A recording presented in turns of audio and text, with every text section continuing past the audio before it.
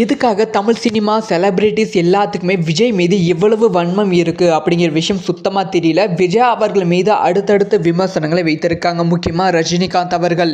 So கரூரில் 38 பேர் விஜய் அவர்களோட பரப்புரை சமயத்தில் உயிரிழந்தாங்க அப்படிங்கிற விஷயம் நம்ம எல்லாத்துக்குமே தெரியும். தமிழகத்தையே இந்த ஒரு சம்பவம் உலுக்கியிருக்கு.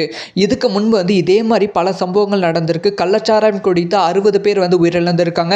ரோட் ஷோவில் 5 பேர் உயிரிழந்திருக்காங்க. ஆனால் இந்த சம்பவத்துக்கு எல்லாத்துக்கும் எந்த நடிகரும் எந்த விதமான விமர்சனத்தையும் முன்வைக்கல.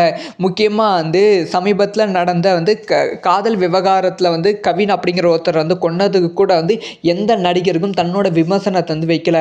ஆனால் விஜய் அவர்களுடைய இந்த பரப்புரையில் 40 பேர் இறந்துட்ட அப்புறமா ரஜினிகாந்த், கார்த்தி, கமல்ஹாசன், விஷால், குஷ்பு இந்த மாதிரி முன்னணி நடிகர்கள் எல்லாருமே தன்னோட விமர்சனத்தை சோஷியல் மீடியாவில் போட ஆரம்பித்து விட்டார்கள். முக்கியமாக ரஜினிகாந்த் அவர்கள் இதுக்கு முன்பு எதுக்குமே குரல் கொடுத்தது கிடையாது. ஆனால் 5 நிமிஷத்தில் ரஜினிகாந்தும் ட்வீட் போடுறாங்க. வடிவேல் அவர்கள் எதையுமே இது வரைக்கும் பண்ணது கிடையாது. சொசைட்டிக்காக சொசைட்டியை பற்றி பேசுனதே கிடையாது. ஆனால் வடிவேல் அவர்களும் இதை பற்றி ட்வீட் போடுறாங்க. இது எல்லாத்தையுமே காரணம் டிஎம்கேக்கு தமிழ் சினிமா நடிகர்கள் அடிமையாக இருக்காங்களா அப்படிங்கிற கேள்வி